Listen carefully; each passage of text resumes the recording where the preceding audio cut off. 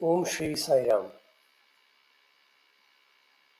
offering my most humble and prayerful salutations at the lotus feet of Bhagwan, Sri Sathya Sai Baba. Grateful ever for giving us this blessed opportunity to share his story and his message.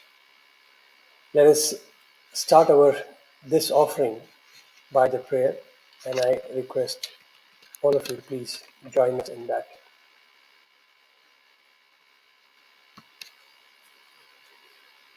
O Lord, take my love and let it flow in fullness of devotion to Thee.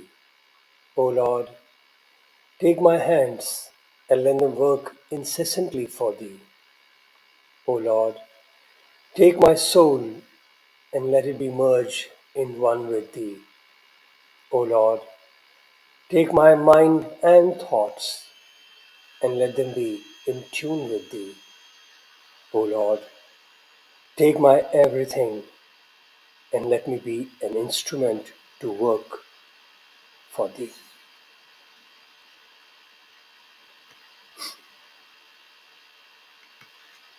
Om Shri Sai Ram, and welcome all to this evening's offering on Sathya and Ram Gita.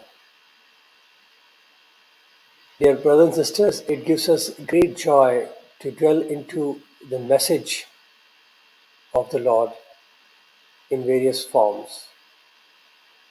The beauty of the message is that the message is same from eternity. When Lord Ram came, when Lord came as a Krishna, or when he came as Satya Sai, their message is same. Absolutely one message, that you are God. Everything is God. There is not any element without his spark of divinity in it. But the beauty we find is in the delivery of the message. And as we discussed, it also depends on the student, how receptive one is, and so gets the message transferred. In Rama's time, the whole message was delivered to Hanuman and to Lakshman in a direct way. In Krishna's time, it was delivered to Arjun. And in our time, we were fortunate that Lord gave it in the masses. Everybody was same. So we have been looking at the basic messages from Rama Gita, and also bringing the equivalent comparison of how Bhagwan Baba has been sharing this message. So let us dwell into it more, and I will invite Brother Raju to join me. Sai Ram, Brother Raju. Sai Ram, brother. So, brother, we'll continue our journey of this beautiful messaging of Sai Ram Katha, Sathya Ram Katha.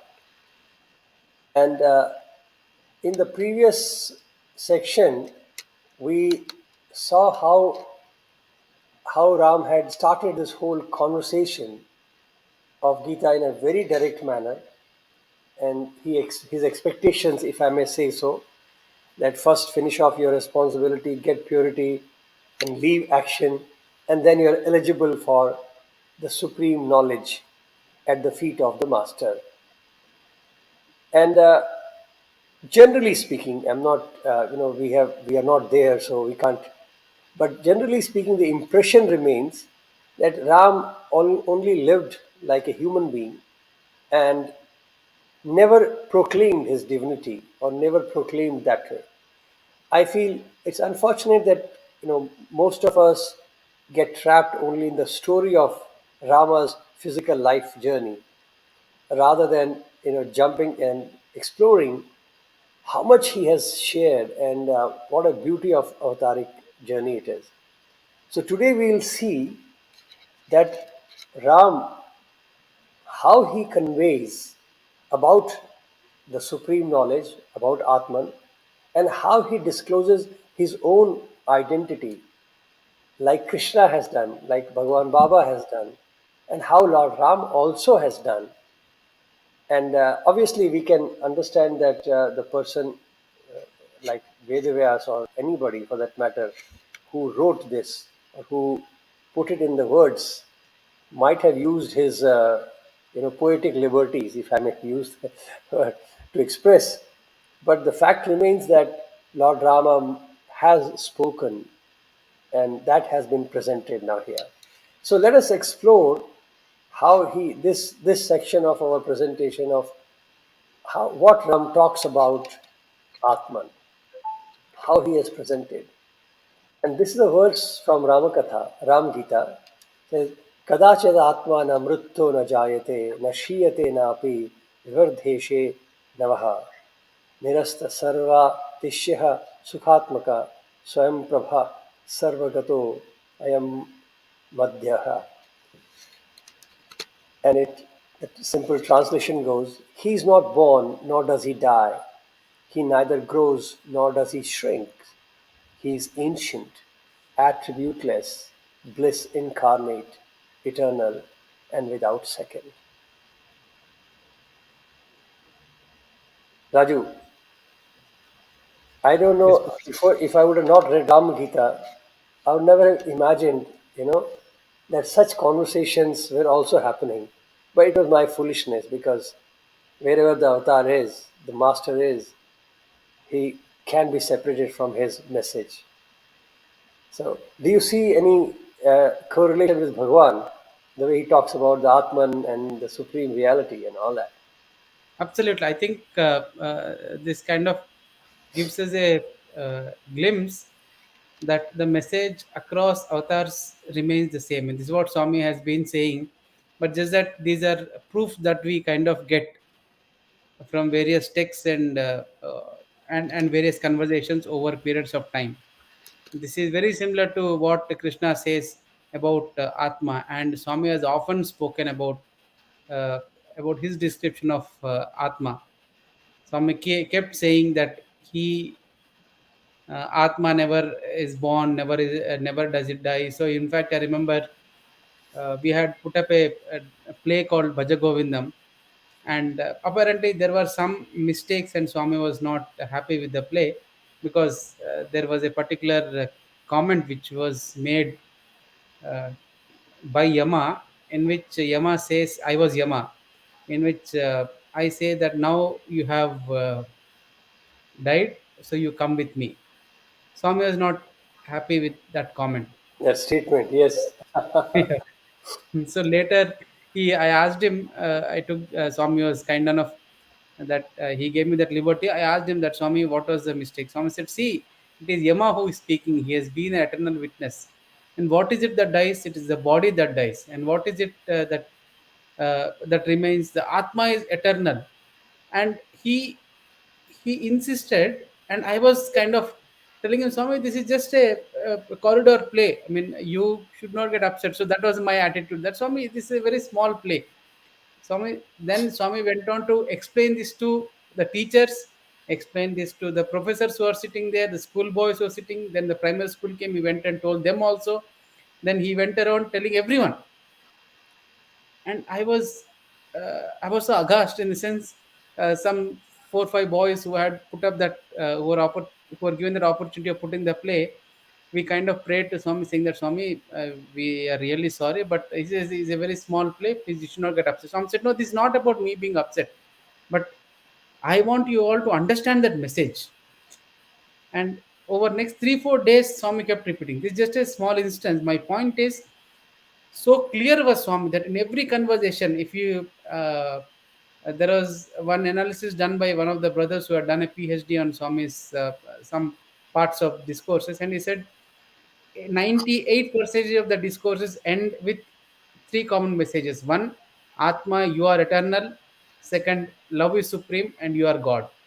It most 98% of the discourses revolve around only these three messages, and this is what we see here. Rama saying exactly the same thing to Hanuman and to Lakshmana, saying that Atma, we call it Atma, but the real self, the one. that is beyond the body, beyond mind, is eternal, ever present, and never absent. Raju, what I find another interesting aspect of Bhagwan's life is that everything, whatever he did and whatever he allowed us to do, be it sports, drama, studies, or job, marriage, anything, he never objected to anything. He supported everything. But his undercurrent was know that you are God and then go and study. Know that you are God and play for God. Know that you are God and go and accept responsibilities. So his whole approach of the studentship, if I may say, was to inculcate that. And as I read further and I realize that even in the Vedic times or ancient times, the concept of graduation, what we call Snataka, that day, was Yes, not that you have finished academic knowledge. It was that you have now understood that you are God. And once you have understood you are God, you are graduated. Because you got the knowledge and the correlation and the logic to understand that you are God, graduate and go. And then live rest of the life with that awareness and to gain that oneness experience that I am God. And that experience of oneness is the culmination of life. So when Bhagwan started our university, and we all know that, it's in the preamble and it's on the website, the straight message of Bhagwan was, I haven't opened this university for you to use the degrees as begging bowls, to ask for salaries and jobs. I've opened this university for you to realize that you are God. Now look at the direct messaging and the approach, which means if we wanted a university, he gave us university also. We wanted a gymnasium, he gave us gymnasium. We wanted music, he gave music, drama, gymnastics, everything. But the focus was that know that you are God. Isn't that beautiful? Like, any activity you take up of Bhagwan, the undercurrent of message was, hey, you are God. Never forget absolutely. that. In fact, brother, when Radio Sai Studio was inaugurated, the TVS family, TVS Gopalan sir, he had, he had come forward. He had made good amount of investment, and then Swami allowed him to make that entire studio. Boys were recruited, machines were bought, some of the advanced systems were brought in, and people were expecting that when Swami visits the studio, Swami would appreciate as to the amount of work that has gone in. Swami would talk about how great are these systems. So Swami comes. Swami is apparently very pleased with all the arrangements. Swami blesses everything. Swami comes and sits, and then the boys, as usual, pray for the discourse. And the first line that Swami says, I was so struck when I heard, and it is a publicly available discourse. First line that Swami tells boys is, "I have nothing to do with the studio. This studio is not for me. I do not want this studio. This is, this is for you, because it gives you an opportunity to delve over that message that you and me are not different. It is an opportunity for you to think about the truth, the supreme truth." And Swami goes on to elaborate. Swami goes on to talk about, if you to talk about various things. But as you are saying, and in fact, I remember when the bookstores was opened, senior brothers who were there were telling me Swami opened the bookstall, and then this particular comment was made to the senior of the ashram. Swami is saying, what is the use of all these books? The real knowledge is the knowledge of the self. That I want. All these books should be steps for you to climb over and reach that knowledge. That day is the day when you have actually opened the real treasure of knowledge in you. These are all books of the world. And I remember our senior brother, who was who was given a lot of attention by Swami. One day he was in library and Swami had come to library, and it's a very beautiful incident where some boys were coming in after the sports directly from the ground to library. So the librarian, I'm sure he was from your time. So by the time when we came in, the librarians had changed. So he had put up a notice board saying only men in whites are allowed. It's a very direct message to boys saying don't come to library in colored dress. So Swami had come to library to kind of meet this boy, I didn't know. bless this Okay. boy. So Swami was about to enter, then he saw this brother who had he saw this notice, he just stood there. And they were telling him, Swami, this is your library. Please come. Swami said, no, no, I don't want to break the rules. See, I am not a white dressed person, so I'll stand here and I'll wait. And Swami does not allow anyone to go and call the boy. So 15, 20 minutes later, the boy realized that the library has suddenly turned still, and there is apparently a bit of commotion outside. So he guessed that something must be wrong. So he came down from the fourth floor, and that is when he saw Swami standing in the entrance, and he went and touched Swami's feet. And later, Swami was kind of very happy. Later, when Swami is taking him, Swami makes a comment saying that, see, the amount of time that you spend on books, uh, even if you spend one tenth of that time on yourself, on the reflection of yourself, that is far more valuable than all this time that you spend on books. I want you to spend on that knowledge, on that self. That is when I will be. This boy, he makes a kind of a statement saying that, Swami, you must be pleased because I am very sincerely studying. And that to as a reply, Swami makes this comment, and you should have at least spent one tenth of the time on yourself, and that is when Swami is really happy. Yeah, And yeah. I'm sure each student can recollect these instances and conversations from Swami's interactions. Swami, end of every conversation, I remember once we had taken prasadam on Gudi Padwa day. So it also happens to be Ugadi in South India, and some one more festival in other parts of India. So Gudi Padwa, I remember. So Swami had created vibhuti. So three, four different sweets were brought in because of we being the boys from Telugu state, we had taken the Rugadi Pachadi, and from Maharashtra the Gudi Padwa sweet, and one more person from Punjab, I think he had got one more sweet. So Swami is blessing it, and the primary school kids had brought in those chocolates, chocolate cake, sorry, not chocolate. So even when it's an apparent festival, a small event, as Swami is blessing, Swami says, see, the forms are different. One is white, one is dark, one is brown. The sweet is same, sugar is same. Like that, she's showing all of us saying, all of your forms are different, but all of you are one. All Swami is showing that all of you are one. One. I mean, every instance Swami has used to drive home this message, just like Lord Rama has done. I'm sure. I'm sure it would not have been very different even with Rama, with Lakshmana and Hanuman. Probably they also would have got all these messages every time they came into Rama's presence. Yes, Uh, and what do you it's a think? very beautiful insight into how avatars live. In fact, gurus, all the spiritual gurus are like that. And avatar being avatar, obviously the magnitude is much more, but the whole approach of these spiritual masters is to drive and guide people towards that knowledge of oneness of avatar.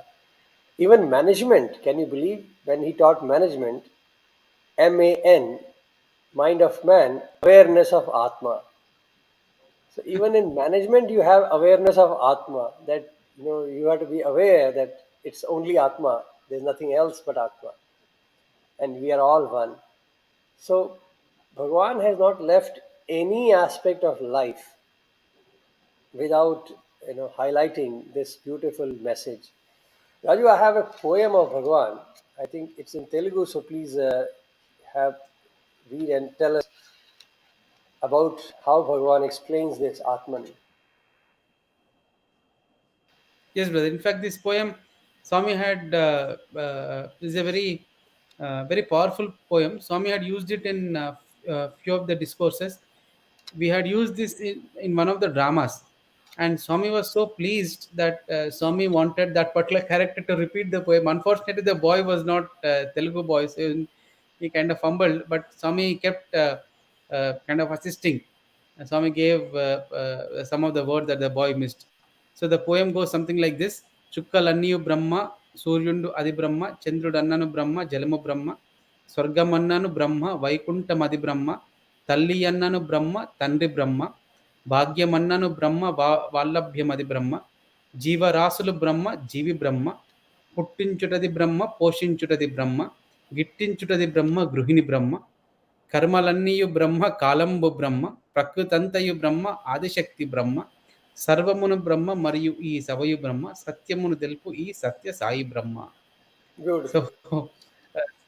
the the meaning is given here. Swami, this is the beauty of the Lord. Swami uses every object that is visible to a naked eye, and he says that is Brahma. Says the stars that are visible are Brahma, sun is Brahma, moon is Brahma, water is Brahma, heaven is Brahma, Vaikunta is Brahma, mother, father, destiny, luck, everything is Brahma. In fact, even the GB is Brahma.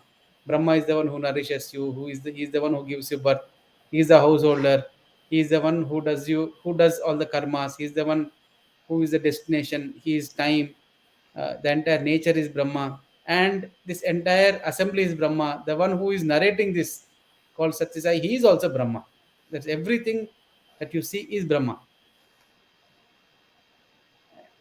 And as we were discussing, brother, the other day, I think this Point is actually. where Swami has, as a compassionate Lord and Master, he had taken the teaching just one step above, where Rama, or this one particular thing that comes very striking, that uh, Rama tells that he gives the description of Atma, and he's to an extent he stops. I mean, we don't find at least evidences where Rama spoke this, but Swami goes on to say that even you and me and everything is Brahma. He takes that one step higher. He says it is. He doesn't stop with the explanation of Brahma. He kind of extends that. He extends in such a beautiful manner that anyone can understand. He says even you are Brahma, even this identity that we are speaking is also Brahma. See that you What remember do you think? there was a popular interview. I think the only formal interview Bhagavan had given was Karanjia of Yes, Illustrated Weekly magazine, in which the editor asked Bhagavan, "Are you God?" It was a point blank question, and this answer became very popular. Actually, this answer became one of the epical answers of every time. And Swami responded to him immediately, "Yes, so are you. The difference is I know it and you don't know." So imagine, like, when he had to say, he will not hesitate, because he's he's like perfect in that example. So that conversation had become too viral actually in those days, from that perspective that everybody was talking about it, and he in fact wrote an article after that, "The God Lives in India." yes, So brother. it's very In fact, interesting. I kind of recollect this conversation, this blessing that was given to uh, uh, one of our elder brother's father. So, as per their family tradition, after their retirement, they take instead of vanaprastha, they take sannyasa, and he was scheduled to go to Kashi as a sannyasi. So he comes to Parthi for having last darshan of Swami, and Swami takes the letter from his hand, and Swami asks him, "Why are you going? Where are you going?" He says, "I'm going to Kashi, and I am going because I am in search of my own self." Swami tells him, "What Kashi cannot give you even for 10 lives, I will give you by end of this life. Stay here." So this person, since it is direct command of Swami, he goes on to stay back. He stays back. Every day he would meditate for almost 6 hours, 3 hours in the morning, 3 hours in the night. It goes on, I think, for 6 or 7 years. And then one day Swami calls him. Swami says, "Now that you have meditated enough, now stop. I want you to do this small exercise, and this is the upadesha that I am giving you." So this person is all ears. Says, "Swami, please tell me what is it." He says, "Where do you stay?" He says, "Swami, I am staying in that East Prashanti, the first floor." So, do you see people when you sit outside? Do you see people coming in and going out of ashram? He says, yes, Swami. I see people coming in, walking out of the ashram. People are moving always. I can see it from my door. Someone tells him, stop all your meditation, sit out and look at all those people who are moving out, and just keep reminding yourself this. I says, what is it, Swami, that I should remind myself? Yes, the Atma in that person, the Atma in this person is one and same. The Atma in that person, the Atma in this person is one and same. So he keeps, and this goes on for next, I think 6 or 7 years. And one day, his sister, that is our his daughter, the our senior brother's sister, or this blessed soul's daughter, she was scheduled to leave Parthi. All those days, Swami was giving Padnamaskar. Whenever she would leave, Swami would call her and give Padnamaskar. But that day, Swami does not grant her Padnamaskar, so she is quite upset. So it is for a reason that Swami had done this. So this daughter goes to her father and says, Swami, Swami is not blessing me with Padnamaskar. I have to leave this morning. So father looks at her and says, he pulls up his dhoti and says, take this Padnamaskar. There is no difference between him and me. There is no difference with these feet and those feet. Now, which is, and next day he leaves his body.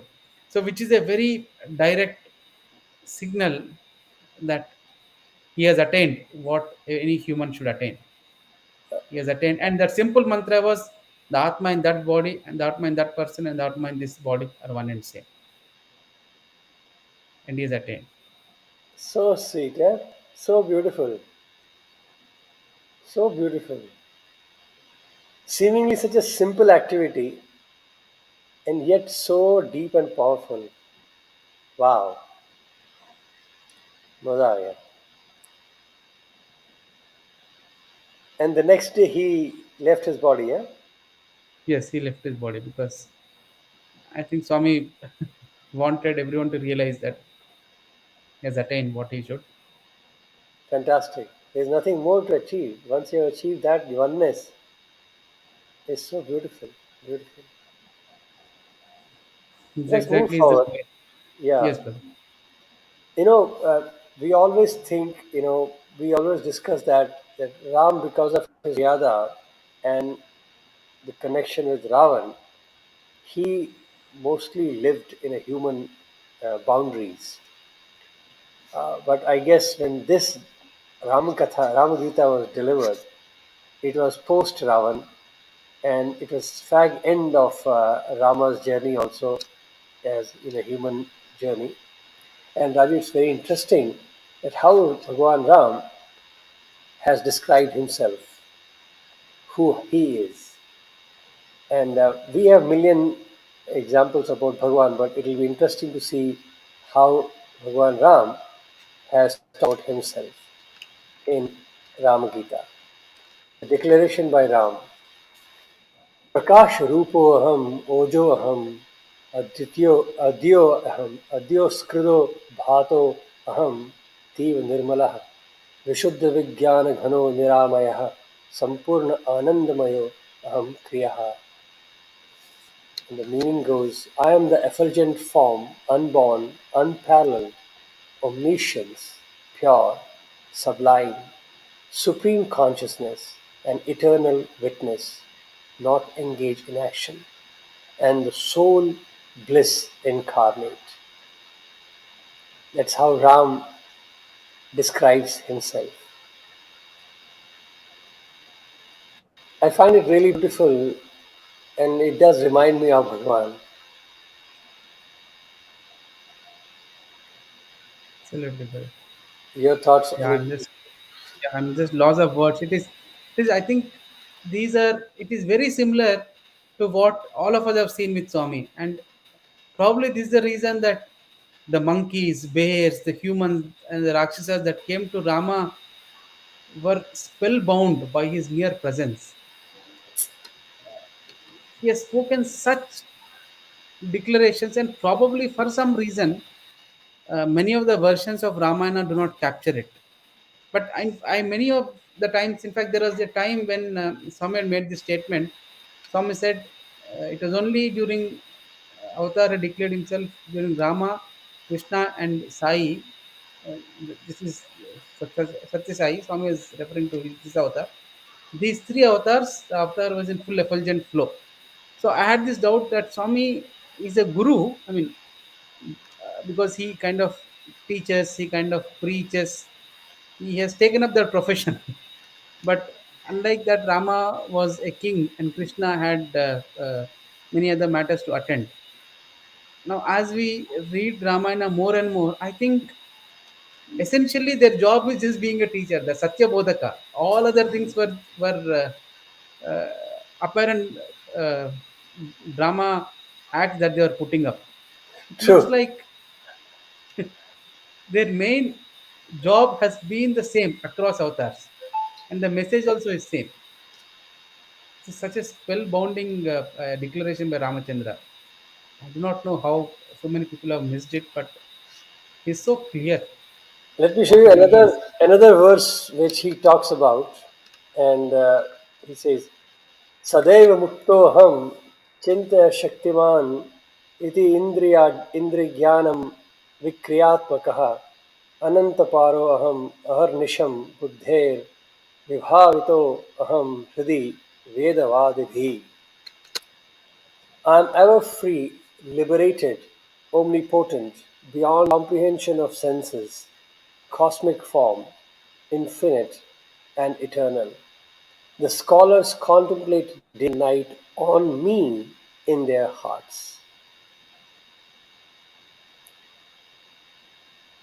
Isn't it beautiful? And if you look at Ramayana, you find even before Ram physical concept was not there, people have been meditating on Ram. And when I remember Shabri, for example, Raju, I'm sure it'll remind you for many stories. She was a 10-year-old girl when her guru told her that my journey is over of life and I'm leaving, and you wait here because the Lord will come. And that poor innocent girl of 10 years old, trusting his master, remains in that hut for all her life. And that time, even Dashrath was not even married. When Guru had told him that Ram will come in this way, can you imagine that? Ram concept was not there. Dashrath was not married, and he tells him he will come at that time. Shabri, you will tell Ram the direction of that place. And it's one of the stories I was reading recently. He said it seems the Guru actually falls at her feet afterwards, after saying that. So it's a eternal stories. My God. And when he says that scholars contemplate day and night on me in their hearts, and everybody has said, and when you look at it, is it they were contemplating on Ram per se? Yes and no. There was a concept, that supremeness of Ram, which came as Ram, that supremeness of Krishna, because Krishna also has said similar thing in Bhagavad Gita, and Swami also has said that. So when you look at these statements, you realize that they are not talking from the physical point of view, that people are contemplating on this form. No, the form was not there, but they were contemplating on Ram. Imagine the form itself was not there. Probably the name would not be there, but they were waiting for him. So the contemplation was on that supreme consciousness, which was represented later by the form. And this is the beauty. And when Bhagavan says that use the form as a signpost, like the sign says, this is, say New York, or this is Hyderabad, and you drive towards it. The sign doesn't become the state, the place. It is only the guide which directs us towards that place. So, form is that guide which reminds us of the place, which guides us towards the place. and which gives us the confidence that yes, I'm in the right path.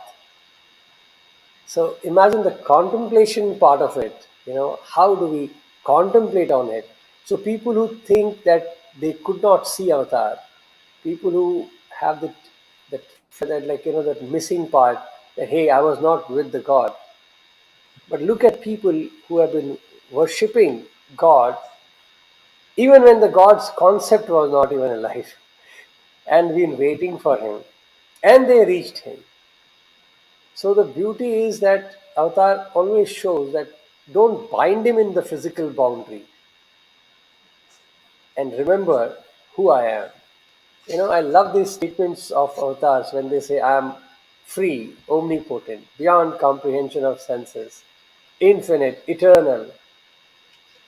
These statements are so absolute and amazing that you can't help but admire and just get lost in those thoughts. What do you say, Rajat? Yes, brother, absolutely. I mean, yeah, as you said, probably the message has remained the same. In fact, I remember one of the speakers had made this statement in which the speaker says that I very distinctly remember this scene where she said, Jesus made a statement that I am the path, I am the goal, and uh, she went on to explain about Jesus, and then followed another Catholic priest who spoke after that, and Swami clarified to him. Swami asked him to say this. Swami said that this lady earlier who spoke about this, the meaning is not this, and Swami told him, you remember that instance that I told you, and then tell this to the devotees. So this person shared this experience where he was meditating and then he heard Swami's voice, and that gave the clarification where he says, when Jesus says, I am the path, I am the goal, he is not referring to that form of Jesus, and he is not referring to that concept of Jesus, but he is referring to that self, that which is beyond forms, which is beyond names, which is eternal, which is ever present. That I which is present everywhere, with, within everyone, in every being, that I is the I that is being referred. And when you know that I, rest everything is uh, rest everything is illusory and it follows. And I remember Swami was so pleased when this person made the statement. In the discourse that followed, Swami explained the same thing. He repeated so many times. He said, if there is one thing that I ask all these people who are sitting in this hall, one common thing would be I. After that, everything follows. I am so and so. I am coming from here. I belong here. Or I did this. But that I is common amongst everyone. So Swami said that I is what is being referred by all sages, saints, avatars. And this is also the same message that Lord Ramachandra is giving to all of us. That I is ever liberated, and Rama is that epitome of that supreme I-ness, if you have to use the word. And he that I has embodied itself without any blemish, without any impurity, and it moved around.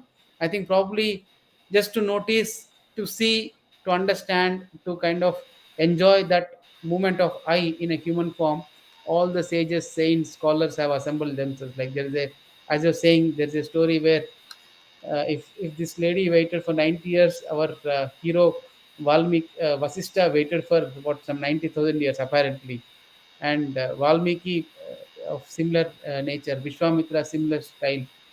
In fact, in earlier sessions where we spoke of, said Bharadwaja was waiting all the while only to give direction to Ramachandra, saying that you go, you take this this left here, because for them, I think what mattered was seeing that I embodied into a form. Probably they would have realized that concept, but it looks like they were a little intrigued as to how that I, when it moves in a form, would behave itself. I think that is what Rama is, and Such a that's what Rama is. phenomena. It is such a phenomena, no? That supremeness when it dawns. Imagine even the realized souls wants to come and line up See that. Fantastic. Let me show you how Bhagwan has described about himself. Raju Telugu, please carry on. Yes, brother.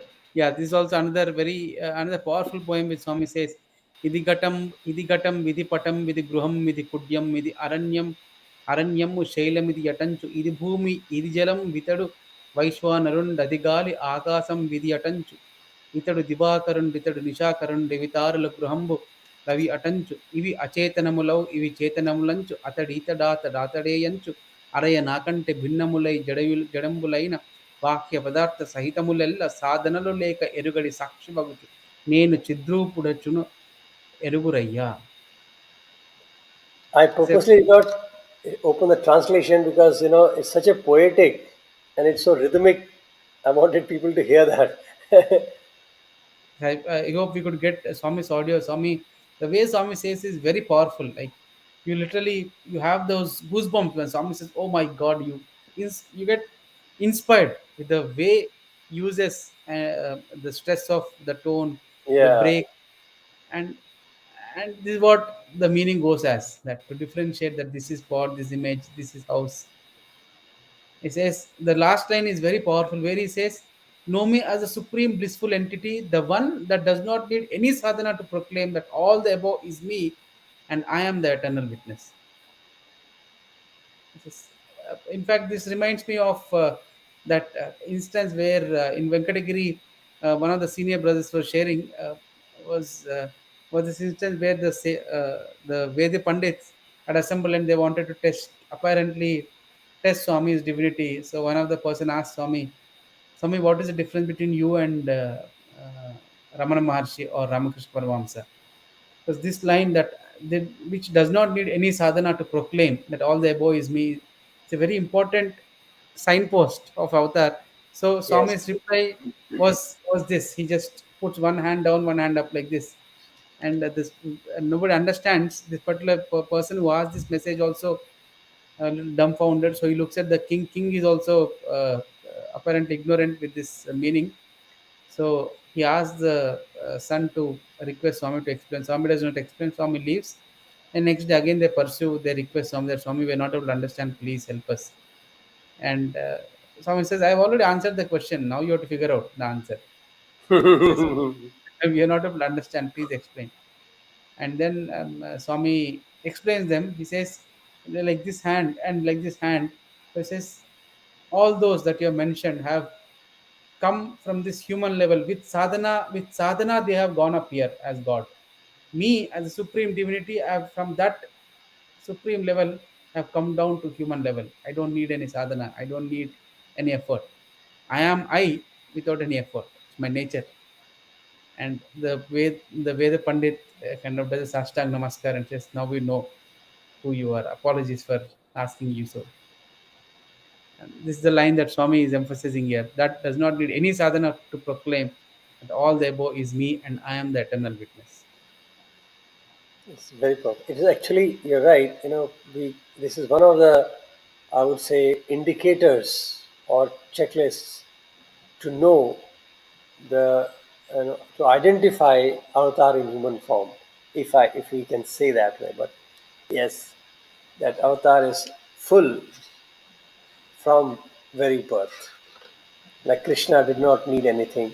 But the another beautiful soft distinction is that even Rama and Krishna did the formality of schooling. Satyasai in this form did not even do that formality part properly. he, he was he was in a different world. So the league is very different. But yes, that approach is that they don't need penance.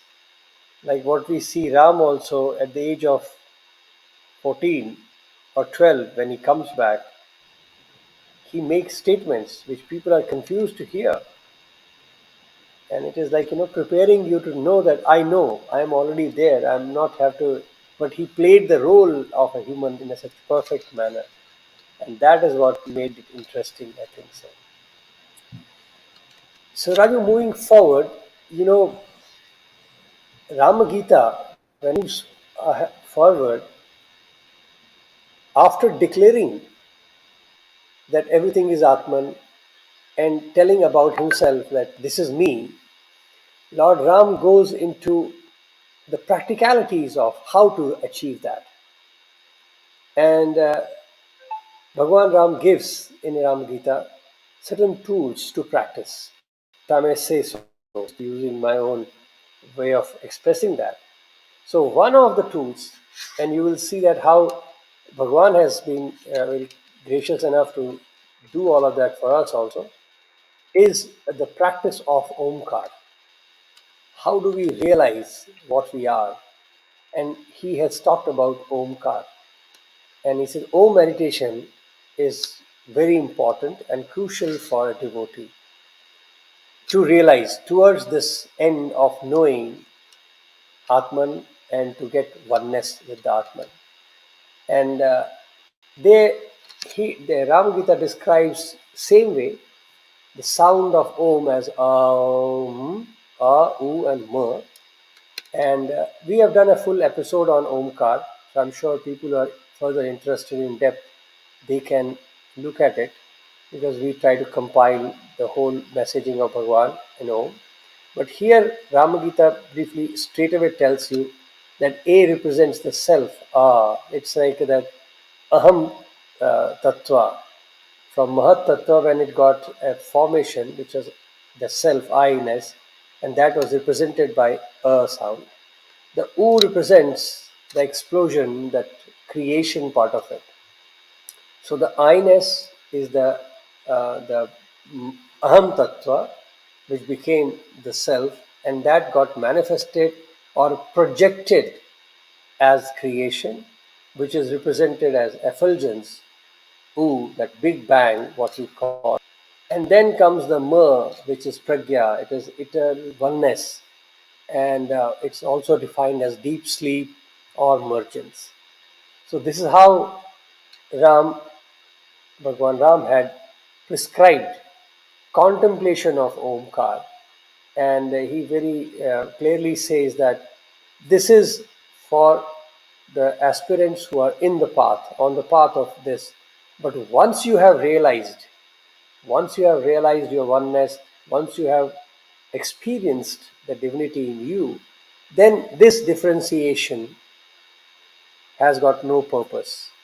So, this is like a baby step one needs to take in contemplation. So, Om contemplation is like that. So, the breakup, he says, disappears the moment you realize that Om is everything and everything is Om. Then this breakup, understanding, and the process, all that disappears. So, Raju, I'm sure it must trigger your memory about how Bhagwan talks about Omkar. Yes, but in fact, Swami beautifully explains in a discourse as to how we should chant Om. He gives the example of an aeroplane. So when an aeroplane is flying overhead, first you hear the noise slowly, and then it increases, and then at one point of time it becomes kind very overpowering, and then it kind of goes down. And Swami chants that Om. And Swami also inspired one of our brothers to do this practical exercise, which is a uh, very powerful, I would say, practical application as to how Omkara came. So, there's a study done by a paper presented by one of the biological scientists in one of the journals, where he talks about various shapes that each limb can make, and he points out that lips can make only three shapes. One is open it fully, second is circle, and third close. These three. Now, Hmm. yeah. So this brother had was inspired, and then if you do this exercise, if you open your mouth and make a noise, open it fully and make a noise. Whatever any noise you try to make, only output would be In in different pitches. In in different different pitches. in different pitches, but it's only noise that will come out. And if you circle it and make, so second shape is circle and make any noise, any sound that you want to make, only output that will come out is Ooh. You try as hard as you can. The only sound that will come out is ooh. Close your lips. Mm, that comes out is ma. Mm. Now combination of these three is Omkara. Is so if you in a very practical sense, Swami kind of inspired this boy, and this boy went on to give trainings to a lot of uh, leaders from our Satya organization, and also he had done sessions, workshops on this Omkar session, and uh, and then Swami gave him another beautiful tip where he says now this Om, as to how that Om it ends. So when it ends, the vibration should actually begin from your head, then it goes down through your torso, and it should end in the below portion of your body. So that is when, if it is done properly, Swami kind of explained to this boy that the chakras that we talk about in Kundalini Shakti, all of them would awaken because of this vibration, and that would be the journey at the second phase. So Kundalini, and then it would go on to many other things. And most of the, if you look at, for example, Dr. Hastings' videos, where he is apparently was blessed with this experience, and he gives this expression of this experience. He says that that single experience that is common across all these realized souls, which Ramakrishna Paramahamsa had spoken, Vivekananda had spoken, Raman Maharshi had spoken in different ways and means, is this that their bodies tend to vibrate at a very different level. And he says that vibration, if you concentrate deeply on the vibration, it is nothing but Omkar. And Hastings goes on to explain very clearly that it is, so Hindus call it Omkara, but it is a vibration that is present everywhere. You just need that sharpness of the mind to notice that vibration at every instance and in every being. I think Ramachandra is also just referring to that in a very philosophical manner. I remember one day during darshan after the interview, we used to normally walk into the bhajan hall and stand in front next to his chair or front. He'll stand there or sit down and talk. Almost it was a daily affair in those days. At least 20 minutes or so, Bhagwan would every day. And standing there, some conversation started, and Swami was talking about the Omkar, how boys sit in Omkar, and he was imitating actually a few of them, and then telling that you should chant properly, loudly, and uh, and in that conversation, I don't know, somebody asked or Swami himself initiated. He chanted. He made that sound, and it is something so amazing that I'm still trying to get that sound out of me, because it is something like a stomach was like rumbling. There's a rumbling sound, and it is it just boom. It was like as if some like clouds, make garjana kind of stuff, boom, and he did, and so practice that, and it comes from Vishuddha chakra. Like apparently, the sound is like that, but it pushes from air from the stomach. So breathing of the stomach is very important, and then it comes on the Vishuddha chakra, and then it goes to Sahasrara. That that you are telling. So he actually gave us a very beautiful thing. He said, close your ears with both hands, like thumb. Close your ears, and then say hmm. Say the sound hmm. If you close your ears like this, Hmm. you will hear a Hmm. very amazing loud sound in your head when you close your ears and say hmm.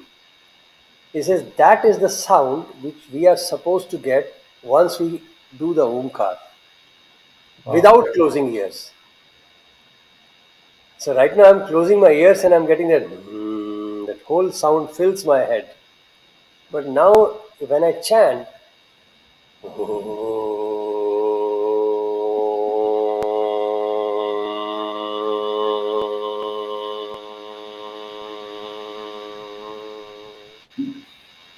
it should fill the whole head with that sound at the end. And then after chanting Omkar, there should be a silence of few seconds. So that is how the that that Hunkar, which is that is actually, as it is Ram mentioned here, no, that Aham Tattva, creation and mergence. After mergence is Ishvara, and that is what Bhagavan explained. The silence is Ishvara. So mergence is like the point of contact, but after that you have to remain in that contact. That is Ishvara. That is the actual supreme Aham Tat, Mahat Tattva. So the silence is part of the chanting. So unfortunately, we are in a rush to chant Om, Om, Om, and we just jump into it. But look at that Omkar. If 21 Omkars are chanted like that, can you imagine the energy which generates in you? So, and the silence. Your silence is the oneness, the union with the Lord. That is the Ishvara aspect. It's such a mind-boggling experiences, and today we are recalling all of that. But imagine Bhagavan would casually mention these in a playful manner. So we were not learning Omkar, we are enjoying that sound. Okay, let us see who will get that sound properly. Now today we are putting jargons onto that to really comprehend what the master was telling us in a playful manner. Isn't that beautiful, Raju? Absolutely. I'm sure. I just can't stop thinking how many such. Yeah. Some of the jewels remain in your memory. How many such jewels have actually been doled out, and how many memories could hold them? At least we are lucky that we have this electronic media, the books, and many Yeah, boys who have had the conversation are still alive. But how many such conversations would have happened with Ramachandra, and all of them have gone? How many would have happened with Krishna, and all of them have gone? I think there's a point where one of the brothers had told Swami that Swami, Ramayana is so vast that Valmiki kind of captured so many instances of Rama's life. So Swami made this statement. He said, "The waves of a ocean begin when you count and end when you stop. For you, the waves are are they lovely. never began, they never stopped. The same is the case with Ramachandra. So many instances that Valmiki is not even aware of have been happening, and just that some of them have been exposed to Valmiki, and he could capture it. I think the Lord should, in His infinite grace, should kind of give us also that exposure of His own life. I'm sure, like what is talking about Omkara. I remember one of the senior Sevadal brothers who was Sevadal members who was doing Seva in the morning. He was doing for Suprabhatam, and suddenly when people are chanting, Swami had apparently come out, and Swami said, "See that particular person in the fourth or fifth line. No, he's chanting it wrong.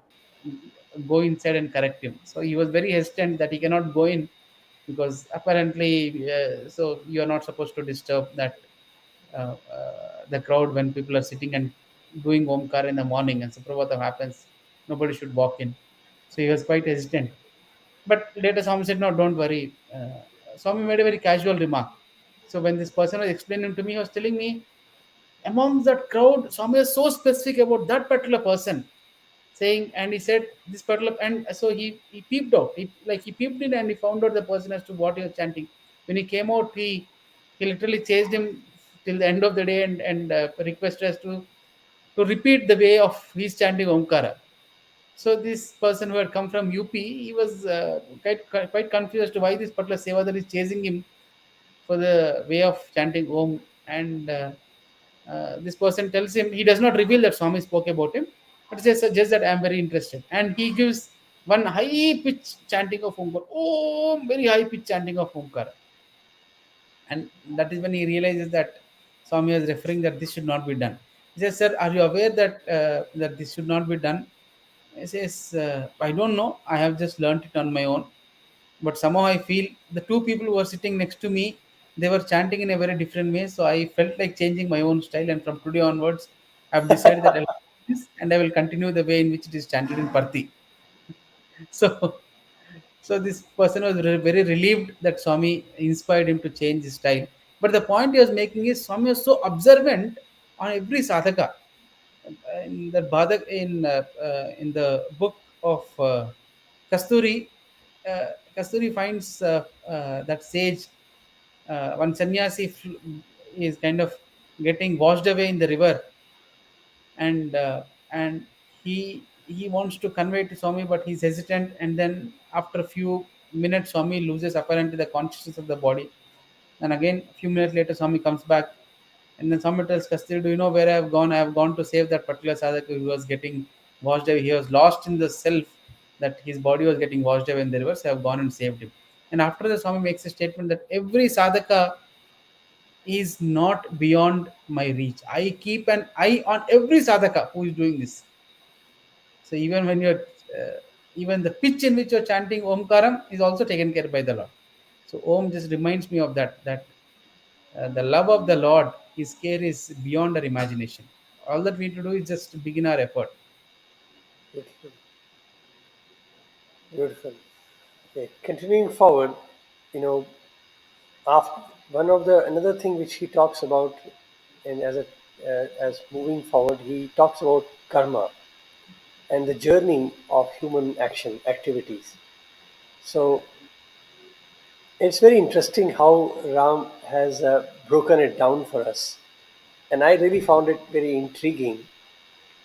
He says, "Karam," like you remember the first verse which we read of Ram Gita, in which he says, "Purify yourself and drop the karma, and then come to the Guru." So this has been always like, what do you mean by drop the karmas, and then what do you do? So what is this karma? And here he goes on now to describe karam. And let me show you a fantastic journey which Ram has taken us through. How he defines karma is it helps in elevating from animal state to human state. So which means anybody who thinks that they should engage in activities, the karma, the specificity of action, Ram is saying that they are moving from animalistic state or animalistic instinct to human instinct. It's a very beautiful and mind-boggling thought for me, because we were all, we get carried away by doing so many sevas, so to say. We want to do action. I have done good action. I have done this, that. So action is not important. We give too much of importance to action. And here the Lord says, action is that which helps you to elevate from animalistic state to human state. From action, when you reach human, then comes the jnana, and that which takes human from human state to divine realm is defined as jnana. So anything which helps us to elevate from humanness, that means for jnani, one has to be human. And then we learnt from whole of this discussion of Gita that for jnana you need to have nishkam karam. That means attachment to the fruit of action and the ownership of action must go. And that is the qualification to start the jnana, to know that I am whatever, God or divine. So the ultimate, when you say drop the karma, is that. So only when we drop that ownership of the karma and the attachment to the fruit of action, we get eligible for Gyan. That is what Ram said. Now come to the Guru for Atmagyan. And then he defines now Gyan as something which takes you, humans, to the divine realm. And once you have reached that, then he says Bhakti is the ultimate pinnacle. And how does bhakti? And that which takes us from sakar to nirakar. So now we have the knowledge, and bhakti is a tool which takes us from that, like, he gives a form. Form, the purpose of form is to take you to formlessness. And that formlessness is basically nothing but realizing that I and that is one. That from Asi. And that is where Ram Gita goes into explanation of Tat from Asi, that this are same. So Asi is that union part of it. So he goes on this journey. Raju, I was so fascinated by this, the flow. It helps us to understand how our focus must evolve. And as an individual, as an organization, we get trapped into sections. And the beauty is, you cannot practice Gyan unless you have done the karma. So a person who has not practiced, who has not learned the Nishkam karma, cannot philosophize Gyan. Then it becomes only theory and words. So to know oneness, one has to act and then realize Nishkam karma and then karma sannyas. So the beauty I'm finding here is they are so intertwined that I cannot simply jump and say I'm in bhakti, I love God, so I don't need to act. I love God, so I don't need to study, I don't need to read, I don't need to contemplate. See, it doesn't work because without that, you cannot achieve it. Unless you have always, I would say, elevated yourself through lives of pure living, that you are born as pure bhakta, like Ramakrishna Paramahansa, Tulsidas, Surdas. See, they were elevated souls, Mirabai, who straight away went into bhakti. Now, if you look at it from a very narrow perspective, it appears they practiced bhakti directly, but we don't know how many lives they must have you know put themselves into to reach that level that in this birth they straight went into bhakti. And because of bhakti, their karma became nishkam, their gyan became pure and absolute, and they attained oneness with the Lord. So, a simple verse of Ram, my God, the whole Upanishads open up. Bhagwan has been kind enough to break it down for us and explain to us and help us to practice different things. But Ram has given only one or two verses and straight bullseye. It's like that, and it's very beautiful. So when I look at the evolution part of it like that, the karma, gyan, and bhakti, and the pinnacle of bhakti is oneness, is ekatma bhav. Isn't it beautiful? And all of that, the beauty is when Ram explains, and Swami says this word very, I would say, very categorically, that all of this must be done with love. So, in the initial karmic stage, love can have different connotation. In bhakti, the love can have different connotation, but the undercurrent of love is what carries the process. So love, when it gets purely one, and that becomes pinnacle of bhakti. But love, when it is gratifying the body, gratifying the relation, gratifying the responsibilities, ashram vyavastha, that is different. So you can imagine that how Bhagavan puts it in a very beautiful and simple manner, the journey and the undercurrent power of that. Raju, Yeah, what do you, awesome. isn't it? I find it so fascinating, this whole thing. Absolutely. In fact, in 1978 discourse, I think November 20th, and that Swami very clearly says that it is seva that which takes away. So the same message of what you just spoke of, moving from animalistic tendencies to human tendencies to divine, is given by Swami. I'm just amazed with the sentence that we started, that the message has remained same across avatars, it is so evident. Swami very clearly speaks about this. We'll come to this, but when this phrase, as we had spoken earlier, when this quote of Swami, which has become quite popular, was when it was first inspired to the headmaster auntie. She had put it up on a card and she showed it to Swami. The quote was "Love all, serve all," and Swami was so pleased that he profusely blessed it.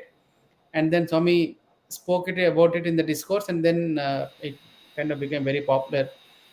It's a very powerful uh, uh, quote of the Lord, teaching of the Lord, where he says, "Why is it seva and prema?" It is because in 78 discourse, Swami explains, seva or service is the one that moves you from animalistic qualities to human qualities, and it is love that moves you from human qualities to divine qualities.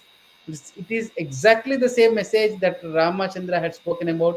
Now Lord Sai Ramachandra has put in a different flavor, that so that each of us can understand. And Swami goes on to explain about each of the definitions of what does he mean by service. And he says, there's a famous poem. Now it just struck me that when you're talking about karma, Swami asked this question, says, what do you think is seva? And then Swami goes on to explain. He says, the poem goes something like, "Kayambuto cheyu karyambulanniyu మాటలాడిచునున్న మాటలెల్ల." Whatever action that you're doing through your body, whatever uh, uh, word that is speaking through your mouth, whatever thought that is running your head, be it any custom that is done on a daily basis, be it any word that is spoken out of your mouth, be it any involuntary action that is done without you being aware of it, each of that, if it is offered to God, it becomes seva. So essentially, Swami very beautifully says that karma which Ramachandra spoke about, which is the tool for converting human into an animal into human, Swami is terming it as seva, and he says offer it to God, bring it to God, which essentially is the top concept of bhakti. Swami is right away simplifying to all of us and inserting it at the starting point itself. Beautiful. Says So basically, if I understand it rightly, he has converted action, karam, into seva. absolutely yes, And by converting action, any action, into seva, you automatically attain nishkam karma yeah, and detachment. So then, obviously, the further jump is easier. I think it's a phenomenal secret tool to work with. So convert every action into seva. So I'm driving yes, the car as a seva. I'm cooking the food as a seva. I'm doing business as a seva. So all my actions naturally tend to become, detached from me, and I become representative of Bhagwan. I think it's fantastic, Raja. It is such a absolute simple technique which Bhagwan has given. Eh? yes. It's like the poem goes something like this: "Kayambuto cheyu karyambulanniyu." So all the action that are done by your body, నోట మాటలాడుచుండుండ మాటలెల్ల, all the word that are spoken by your mouth, తన మనస్సుల గలుగు తలుపులన్నిటిని, all the thoughts that come in your mind, 10 ఇంద్రియముల పనులనెల్ల, all the works that are done by your 10 senses, 10 indriyas, బుద్ధిలో కనిగడి పూనికలనెల్ల, all the promptings of your buddhi, చిత్తంబునందరి చింతలెల్ల, all the worries in your chinta, అనుదినంబున చేయు ఆచారములనెల్ల, all the practices that you do every day, నియమంబుతో చేయు నిష్టలెల్ల, all those actions that you do with lot of attention to God, వైదికంబులు Alaukika వర్తనములు, all those that are prescribed by Vedas and all those that are not prescribed by Vedas, ఏమి చేసినా అవి అన్ని ఈశ్వరునకు. Whatever you do, if you if you treat it as an offering to Ishvara, తాను చేసేది సేవగా తలచి ఉన్న, if you treat it as an offering, as a seva to Ishvara, sardhakam bound, your life gets sanctified. That is seva. Swami clearly explains it. And as we had discussed earlier, the beauty of this avatar or the Lord's teaching is he inserts that bhakti, the love for God in everything. I remember once one of the senior teachers was sharing. So Swami was giving them interview, and this person had come from an industrial background where he was exposed to a lot of jargon, lot of management tools and techniques. And then he tells Swami that Swami, all the teachers are sitting, and then he tells Swami, we are all MBA professors, so uh, so why should we waste time in the class talking about God? No, let's anyway. Since you are giving all that input to the boys in Mandir, so should we just concentrate on the subject, pure subject? Swami was so angry with that professor. Swami was literally huffing like this. And Swami said, wrong attitude, wrong attitude. And he told every teacher in that interview, Swami, that this particular teacher who had asked this question only, he had told me this. He said, Swami tells him, he said, I want you to insert concept of Swami, concept of devotion, concept of bhakti in every class that you do. I want you to speak about God in every class. Spare 10 minutes of your time of every class and speak about this. He says, if this undercurrent is present, rest everything will be fine. Whatever you teach, the boys may understand, may not understand. And then this professor, one of the professor gets up and says, Swami, but all the boys are not at the same level of thinking. Some boys feel that we are wasting time. Some says, do not judge them by the current situation. When the seed is sown, it will sprout when the time is right. Your job is to sow the seed. And the message was clear. Without the message of the Lord or the message of the self, rest everything is useless. So, because as Swami says, because if that undercurrent is present, rest everything becomes all right. So, as Swami, even in Beautiful. this poem, he's referring to the same thing. Any action that you do, make love for God as an undercurrent, and then that automatically becomes an offering, and it gives you that jnana. So he is beautifully combining kind of bhakti with karma, bhakti with jnana, and effortlessly the oneness is given to his devotees. Raju, when when he was giving this Bhagavad Gita, Bhagwan, and he was in fact guiding us to read Bhagavad Gita and study, one of the instructions was that you should start with chapter 12 and then come back to first and continue again. And I did it mechanically because, Swami said you do it. But the thought remained as to why did Bhagwan ask us to start with chapter 12. That is Bhakti Yoga. And now when you go through the whole discussions, it gets a little bit more clearer and clearer every day that why did he intend us for that? Because the beauty is, if, as you're saying, the seed was sown, it sprouts, we don't know when it will sprout. You know, I asked one day one teacher, Mishra said, I was talking to him, and I said, sir, all these Ramana Maharshis and Vivekananda, they were all born like that. So it's he scolded me actually. He said, "What do you mean by that? You don't know when you will click."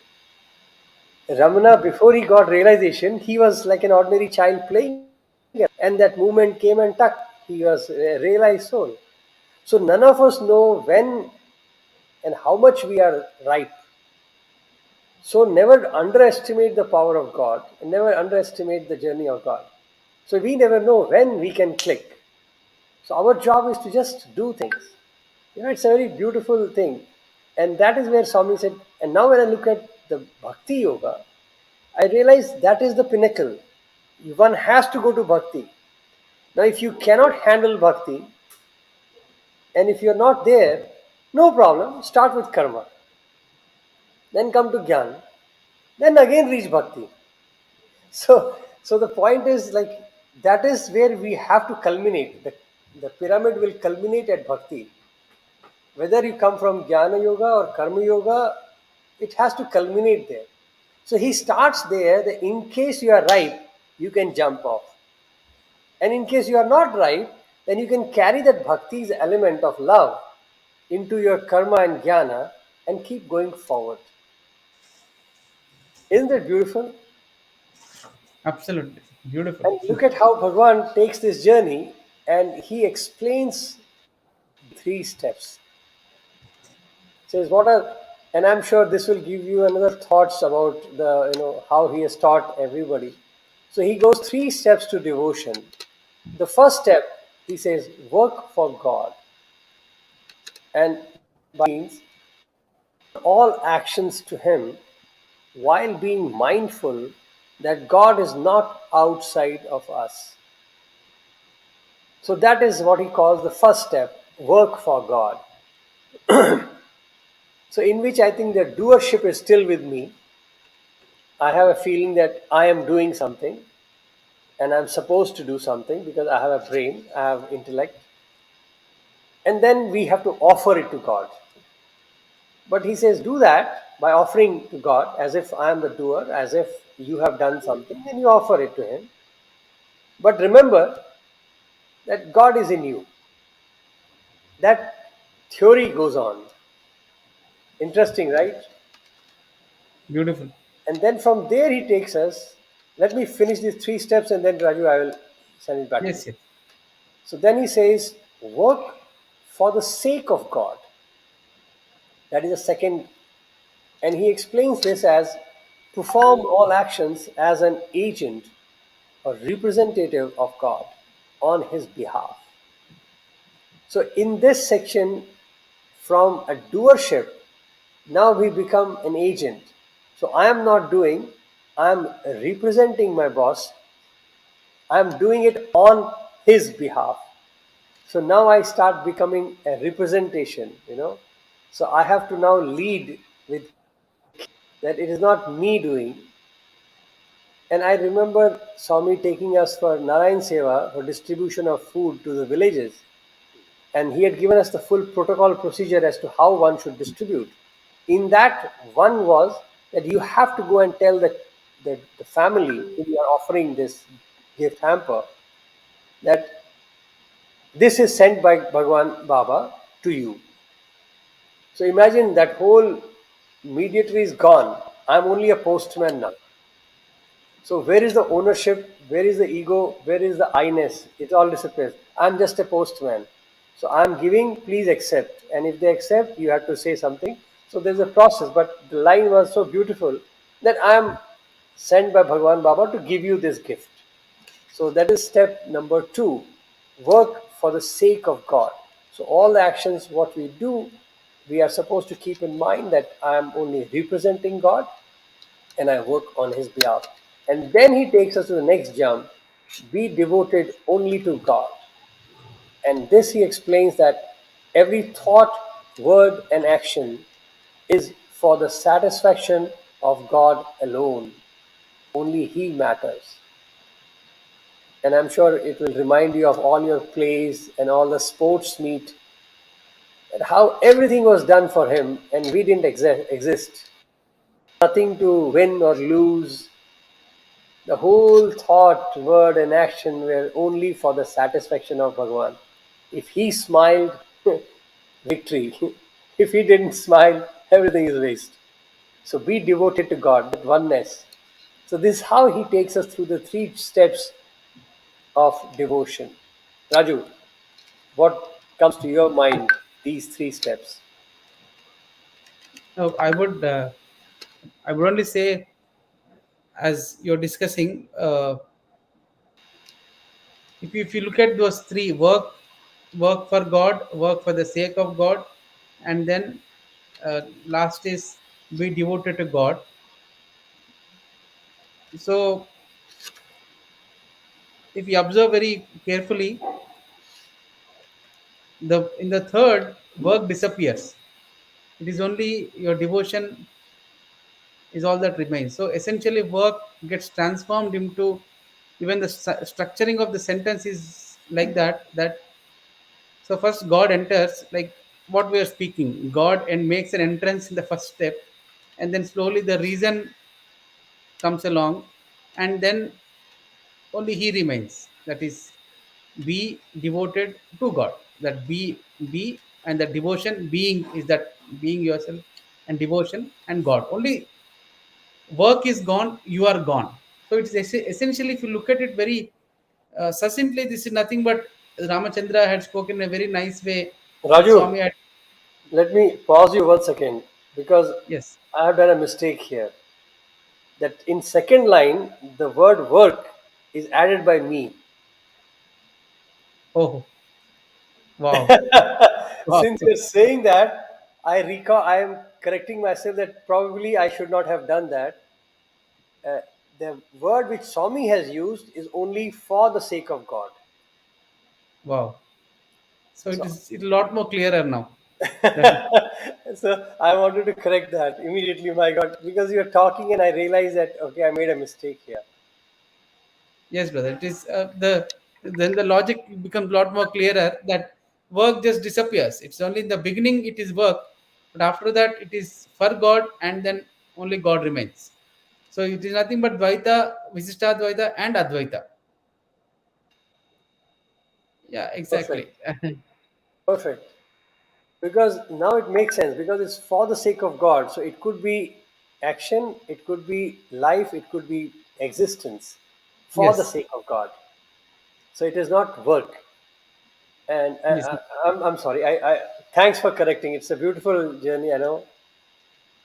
See, I used my head here and I messed it up.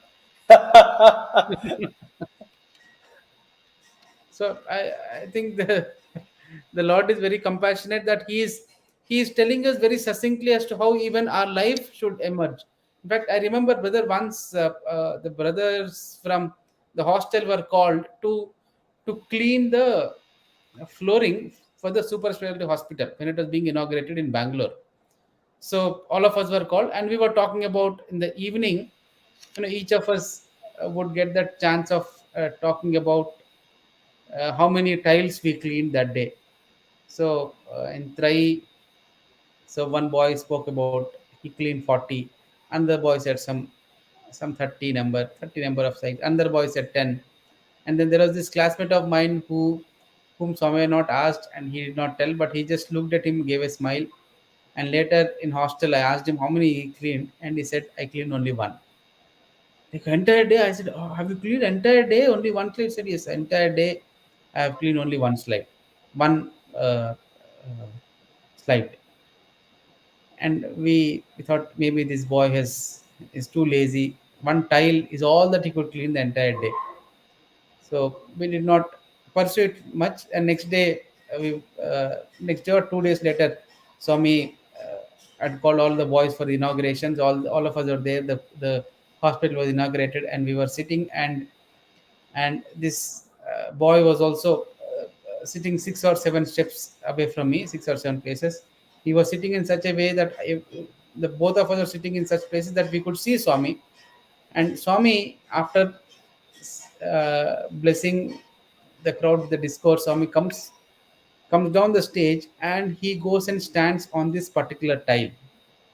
And when Swami is standing, because it was cleaned so well, the entire reflection of the Lord of the form is seen in the slide. The tile was reflecting Swami, and from there Swami stands on the tile and looks at him like that, looks at this boy and smiles. No word was spoken, but a message for lifetimes was exchanged, was given. So when you work, work, that first statement when you say work for God, this boy was working. I mean, he worked in such a way that Swami beautifully conveyed to all of us that when you work for God, work in such a manner that your work reflects God. The tile was reflecting Swami himself. And it does not matter whether you have cleared 30 or 40, but if you are able to clean even one in such perfect manner, God himself would come and stand, and he would reflect. His glory would reflect in the work that you have done. I mean, there's Beautiful. the same case with that master who has done violence. And now when you say for the sake of God, like what happened with Tukaram, all of us know he was he was in that slush for making that he was pressing with his feet for making that pots. And he was so lost in the chanting of Rama that his kid walks into that slush, and he kind of crushes him. The kid gets crushed in that slush, as the slush was being prepared for the pots.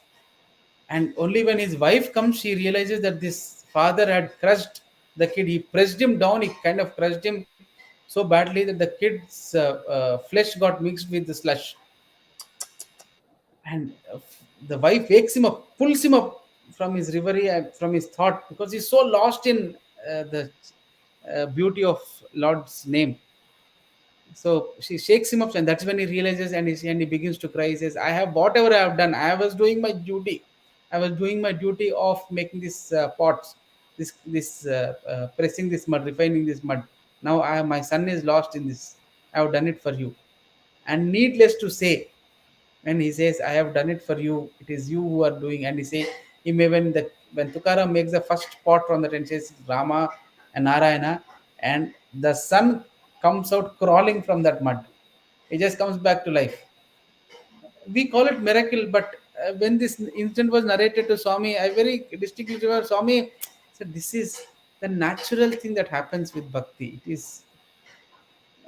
I'm sure all of us have heard all many such miracles. When you work for the sake of God, work disappears, it becomes an offering to God. Nothing else matters. It's only His love, His appreciation, His satisfaction is all that matters for us in that stage. And I'm sure we devote only to God is the final step. Here, Swami also explains in this way, that Dvaita, Advaita, Vishishta, Advaita, and Advaita. And the beauty is, I casually mentioned that by being in the proximity of Avatar, when we follow Avatar, he says Vishishta Advaita is bestowed on you. So now you have to only work your little effort to realize the Advaita philosophy. So you can imagine these three steps and where Bhagwan has presented us, how much he has given us. It's amazing. I don't know, Raju Suha, when brother is saying here that saint was not Tukaram, it seems. So I don't know. Okay, It I doesn't just need matter. Yeah. I need to confirm this, but what I recollect and remember from the movie also Hmm. is Tukaram, because this movie was I will definitely get back, because I remember very clearly this What instance. I would like to just say to Brother Suha is that, it could be Tukaram or it could not be Tukaram. Message is more important. Right, But they were the exactly. saint for sure, and the message is more important. But yes, we will check and get back to them. So in Ramakatha, if you look at it, I was just Bhagwan in this explanation. Swami also talks about particularly about surrender. And Raju, I think it's a very beautiful area and needs little bit of attention, because all of that what we are doing, it gets facilitated or helped through surrender. And Bhagwan Baba has taken time to really go into what is surrender and the need of it. I remember, people making a statement to Swami that it appears as if God enjoys when the devotees suffer. God enjoys, because they were asking Swami that, Swami, why the God has to wait for a devotee to come down on his knees and all that stuff. And that is where Swami said, Buddhi Ledra, like you are looking at it ignorantly. It is not, the surrender is not for God that you do. Surrender you do for yourself. And that concept was hitting me so much. And now when I read it, it it makes so much of sense what Bhagwan is telling us, that you don't surrender because God wants it. Because God doesn't care. There's no need for surrender for God and all that. We don't worship God for God's sake. All of that we are doing it is for our. And how is that? And for that, let us look at the explanation of surrender which Bhagavan gives. How can you reach this unlimited power of God? How can the limited capacity of a human being be transformed into the unlimited capacity of God? The means is surrender. I think it's a very beautiful definition to contemplate on. That what is surrender? I've always I've now I can make a little sense of what Bhagavan was saying, that surrender is not for you, it's not for God, but for you. It is like when we want to become God, we want to experience that Godhead, the we has to disappear, I has to disappear. And it is like Swami says, imagine a tap expecting the ocean to flow through him. So whatever a tap can do, it can only accept water as much as his pipe. So with all the effort, you can have either a half-inch pipe or a 1-inch pipe or a 2-inch pipe. So it all depends on the capacity of the pipe. Yet, pipe cannot hold or expect the ocean to show his glory through it. So when we say limited capacity of a human being to unlimited capacity, wonder it does is it says, forget the pipe, come and flow. And when the ocean you become water you want, then the pipe is immaterial, the body is immaterial, and you realize that vastness. And Bhagavan gives beautiful examples here when he says, if you need light, you switch on a bulb. You can even switch on a spotlight or a big lamp. But can you ever compare your lighting with the light of sun? Which is impossible. So imagine a bulb expecting the sun to shine through him.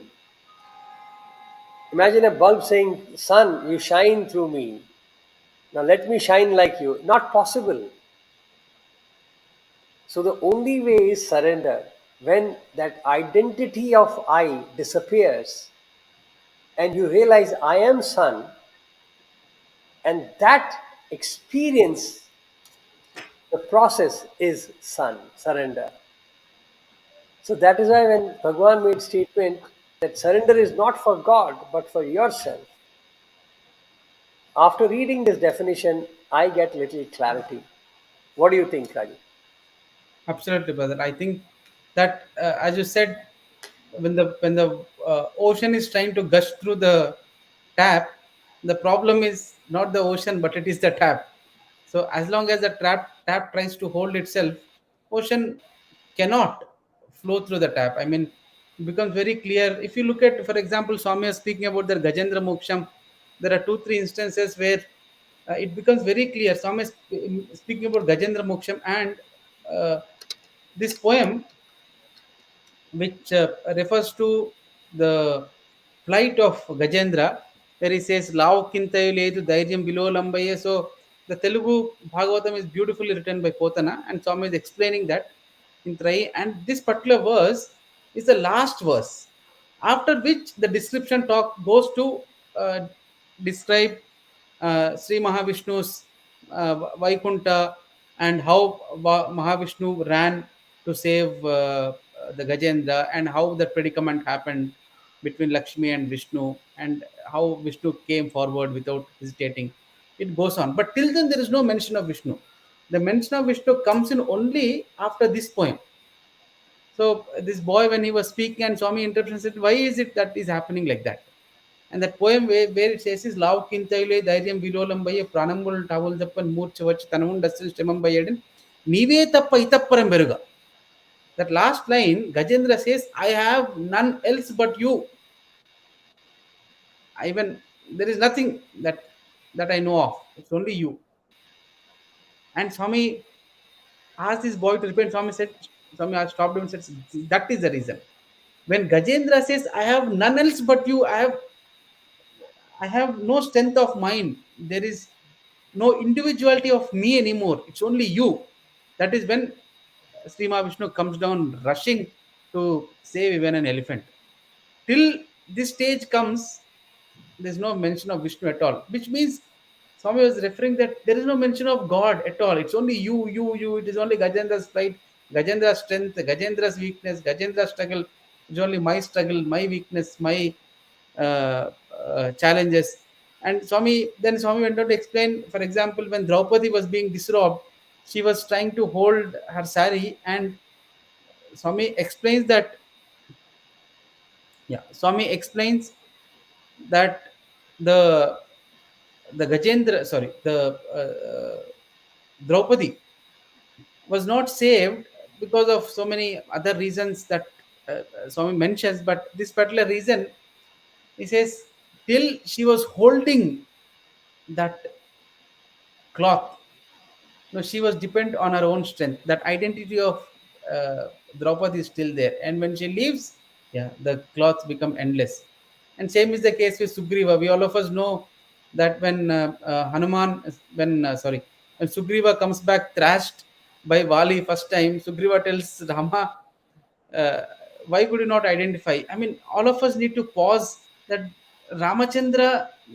We need to pause and think that Ramachandra, who is, no, who has killed Tataki with one arrow, that Ramachandra who has slashed that Maricha and Subahu and those 42,000 Rakshasas with one arrow, is he so confused personality that he could not differentiate between Vali and Sugriva? No, Rama says that I was not able to differentiate between Vali and Sugriva. The reason was not because their forms are similar, no, because their attitude. Swami clearly explains in one of his, he says, Vali was also relying on his own strength of the body. Sugriva was also relying on his own strength of body. And they both of them were similar, not just in form, but in that attitude that they're relying on their own selves. Now, when Rama tells Sugriva, go back and fight again, Sugriva says, I am without strength. There is nothing called Sugriva. I am going now because I have only you. And because you told me I'm going, I have only you. That is when Rama gets up. Swami says that he takes out the cloth around his waist and puts it around his neck as a garland. It says that garland is not to differentiate between Sugriva and Val. That garland is a protection that Rama is a acknowledgement of that surrender. That yeah, you have surrendered. Now you go. Now, when he goes, needless to say, now Sugriva is differentiated with that garland of surrender, and we know what happened to Vali, who was relying on his own strength. So, as you had mentioned, I think the identity of the self, the concept of me, becomes probably the biggest obstacle in this flow of the supreme self through us. If that identity goes away, the Lord flows easily through the individual. Rather, the individual becomes the supreme entity. Beautiful.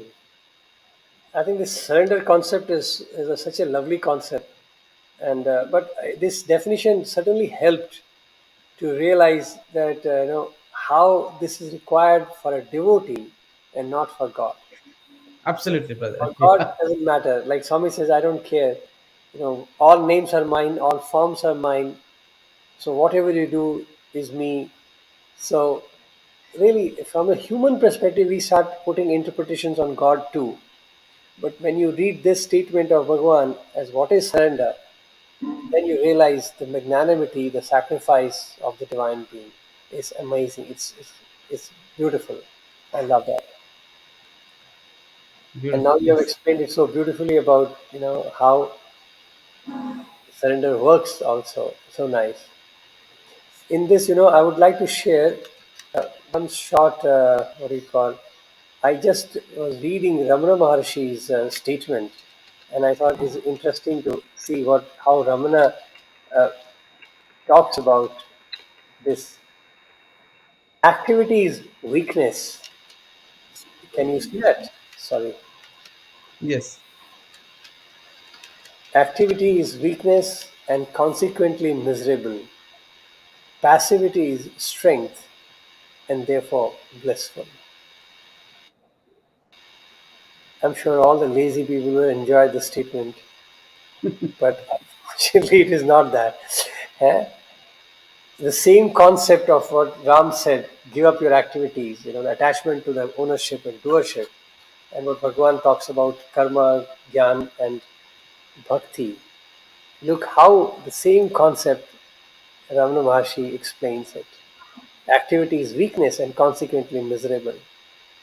And Ram says it very beautifully that action, when you say I have done action, it is originating from body consciousness. And anything which originates from body consciousness has to end in suffering. It cannot give you permanent happiness. So now when you read this statement, that Rama Gita, that verse is again summarized in this line by Ramana: activity is weakness and consequently miserable. And the passivity, the drishta aspect, I am not the doer, it is trigunas which are working, and life is just passing through. That becomes a strength. When there is no more requesting for speak through me, flow through me, talk through me, because there is no me, then the passivity becomes a strength. Draupadi's letting go becomes a strength, and therefore blissful. It's a phenomenal thought. When we Beautiful. stop doing the action and when we stop owning the action, Draupadi's letting go became her strength. Sugriva's letting go became his strength. It's a phenomenal thought which I'm getting from, and I read this statement now. I feel every every divine being talks about the same thing, but look at in a beautiful manner. Activity is weakness and consequently miserable. Passivity is strength, therefore blissful. Beautiful. Absolutely, brother. Yeah. You want to add As something, flavors? Yeah, sure. no, as Ramana said, I think being witness to the activity instead of being a part of, instead of owning it, is all the difference. I think that is where our journey takes us to. If you, uh, this Dr. Hawkins also very beautifully he mentions about this concept that he says in the first initial days when he was forced to experience it, he said that giving up of act, he says it's like the rocket taking away from uh, the gravity of the earth. So around 80 to 90% of the fuel goes up in the the first leg of the journey. The remaining 90% of the journey is run by just 15 to 20% of the fuel. It is because it has crossed the pull of the gravitation. So till that rocket, till it crosses the gravitation level, you have to very consciously, it becomes an arduous task to give up that owning of activity. So it's like the rocket that zooms away with all the strength. So with all the strength of your past, present, you need to give up ownership of that activity, or rather that incisive control to hold, to control your surroundings or yourself. When you start giving that up, initially it begins to feel very challenging, but over time, once it becomes a practice, you begin to realize that.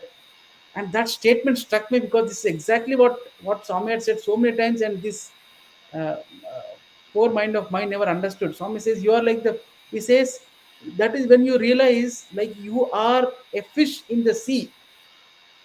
And Swami said it. Swami said God is around you, in you, above you, below you.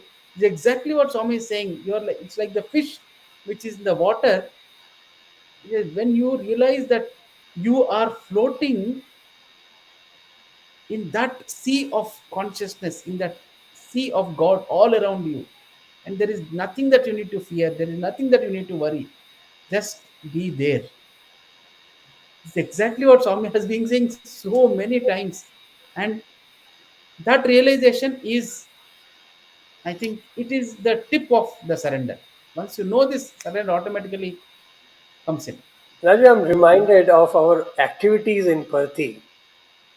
If you really think about it, for example, or our sports meets and our instant dramas, our talks. See, they were all done in public.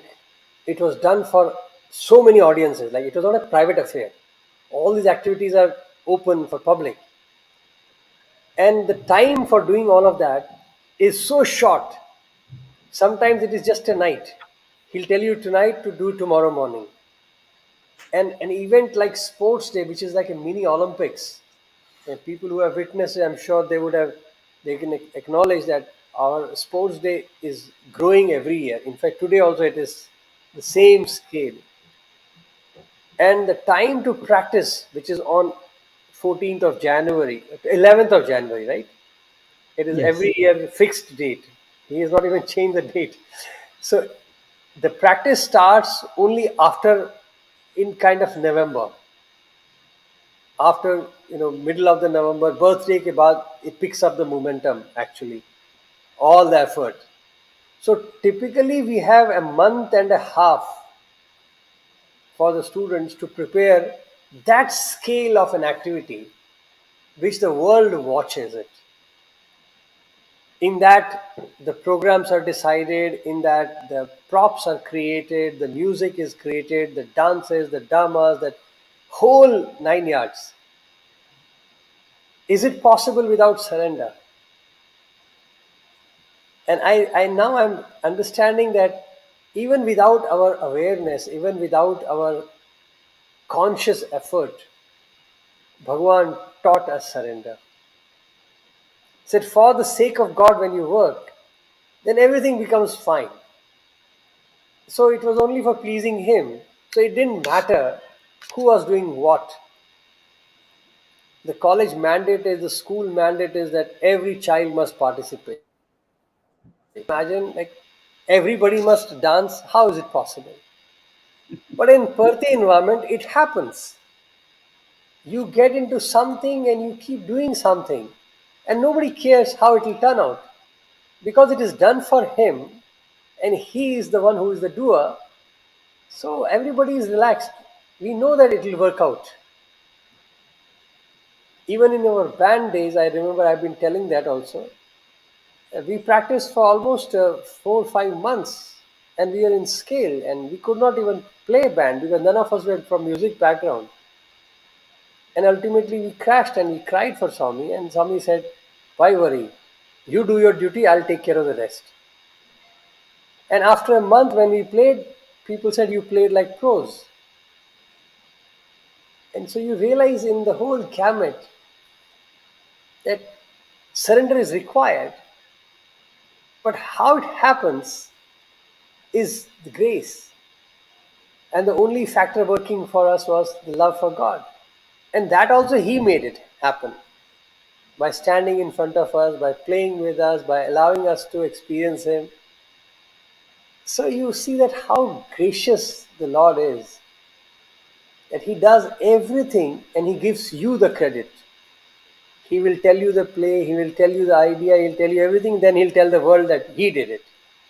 You know? And He'll come and give you award also for that.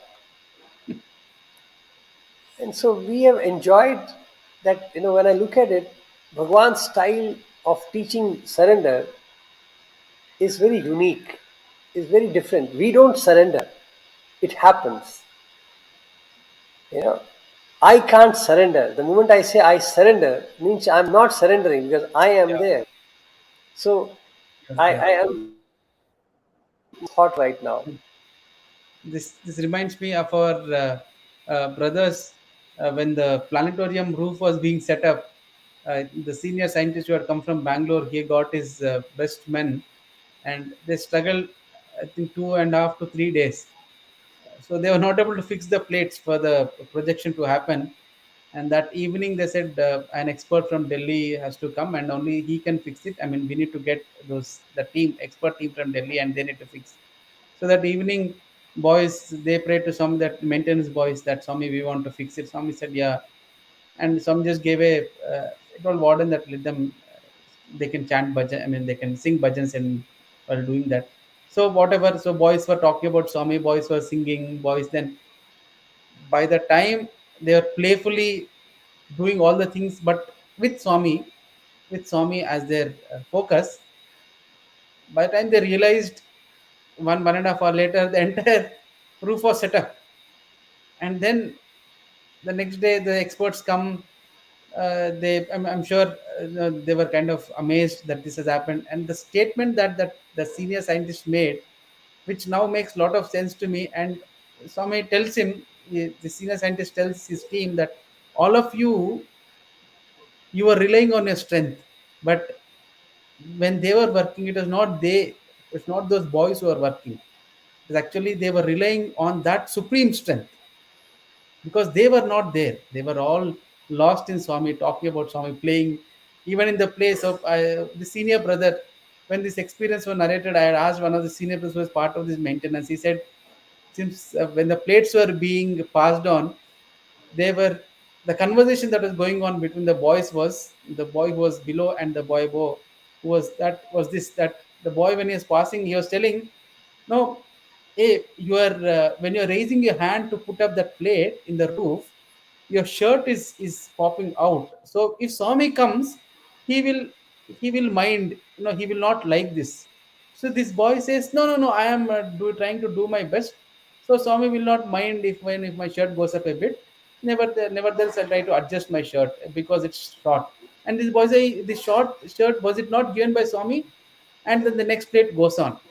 The entire conversation between these two boys was about the shirts that were given by Swami, and why those shirts were the perfect size, why it was not perfect, and how Swami made them perfect. But it all revolved around Swami.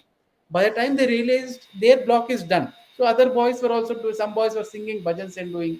Some boys were talking like this about Swami. But Swami was present throughout, and it made all the difference, which even the experts could not make. I think I think it's a very powerful lesson, at least for me, that when Swami, or when the Supreme Self, when you allow it to flow in the excuse of the work, miracles happen. And I'm sure all of us recollect the statement where Swami said there are no miracles. It is very natural for God, but just that since we are limited by our individuality, we look at them as miracles. And surrender Beautiful. is that catalyst of miracles. Wonderful. I think today's session we learned so many beautiful concepts, and we could get an insight into another beautiful messages of Bhagwan, and we are grateful again. So time is also up. So Raju and viewers, please feel free to share. I just read the last comment, and Brother Suha says the name of the saint was Gora Kumbhar. Kumhar is the one who makes Okay. pots. Yes, Krishna brother, thank you very much. So the saint's name was Gora Kumbhar. He was Thank you, also brother. Sorry, I'm sorry. It was a movie done by Nageshwar Rao, so I remember it as Tukaram. I'm sorry, I got it as it is Gora Kumbar, as you said. Yes, because that's so. a name that has come. But we appreciate you people's suggestions and corrections. Why not? It's a journey together, brothers. Thank you very much. And Krishna says, why do we repeat certain concepts? So whenever we find relevant, obviously we are tempted to remind ourselves of those instances, and I'm sure you will love to hear them again and again. But our attempt is to share with you new things, new stories of Bhagwan. So thank you very much. So Raju brother, thank you very much. Any final words before we close? Nothing much, brother. It's a beautiful session. Lord Rama and Lord Krishna, Lord Sai, the same message. Just the forms are different, names are different. Excellent. Sai Ram, and wish all of you, Avatar Declaration week is going on. So we wish all of us that may this Avatar Declaration day or week really become an avatar's evolution in us, and we could realize him more and more closer and one with us. So wish you all very much. Thank you very much, and Sai Ram. Sai Ram Raju. Saram, Saram.